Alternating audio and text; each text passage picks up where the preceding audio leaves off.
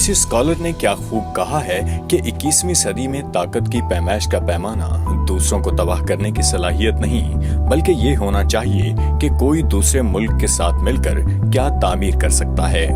یہ گلوبل دنیا ہے، یہ ڈپلومیسی اور ٹیبل ٹاک کا دور ہے۔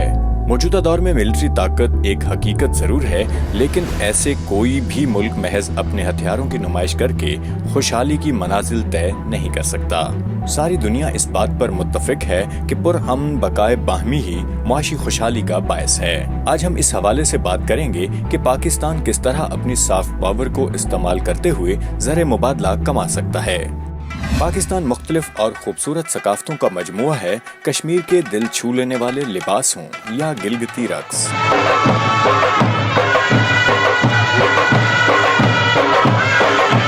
کیلاش کی خوشنما ثقافت ہو یا خیبر پختونخوا کی خوشنما پوشاکیں، پنجاب کی فوک موسیقی ہو یا سرائی کی جھومر،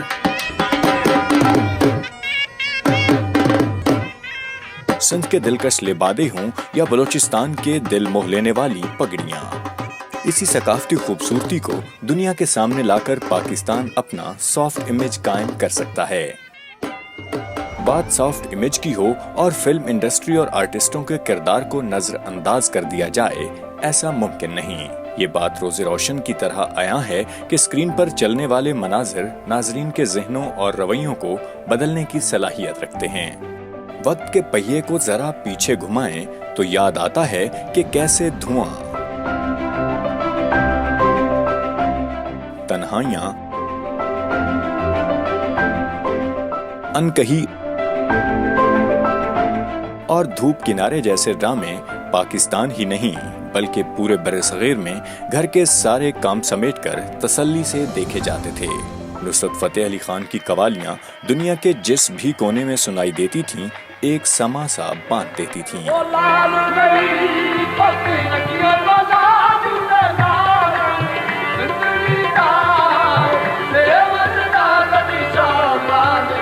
آج بھی پاکستان میں ٹیلنٹ اور جذبے کا کوئی فقدان نہیں، ضرورت صرف حوصلہ افزائی اور پذیرائی کی ہے۔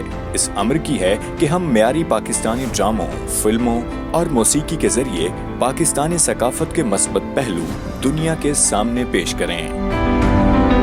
تیسرا طریقہ یہ ہے کہ پاکستان اپنے سیاحتی مقامات کی تشہیر کرے۔ اس کے لیے نہ صرف بین الاقوامی سیاحوں کو دعوت دی جانی چاہیے، بلکہ مقامی ڈیجیٹل میڈیا کانٹینٹ کریٹرز کے ٹریول ولاگز بھی نمایاں کردار ادا کر سکتے ہیں۔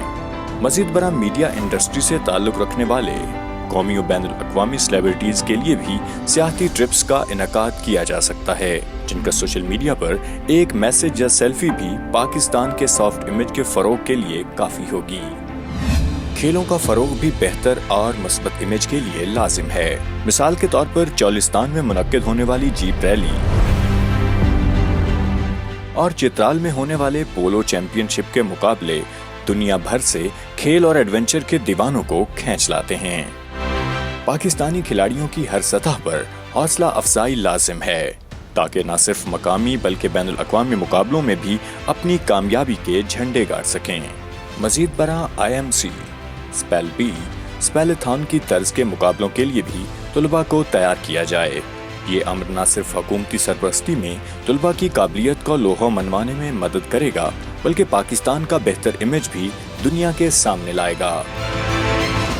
مشہور ہے کہ پہلے زمانوں میں ان علاقوں کو بہت زیادہ قدر کی نگاہ سے دیکھا جاتا تھا جدھر میلوں کا انعقاد ہوا کرتا تھا۔ آج زمانہ بدل گیا ہے، لیکن انسان کے دل سے آرٹ اور فن کی قدر کم نہیں ہوئی۔ فیسٹیولز کے انعقاد،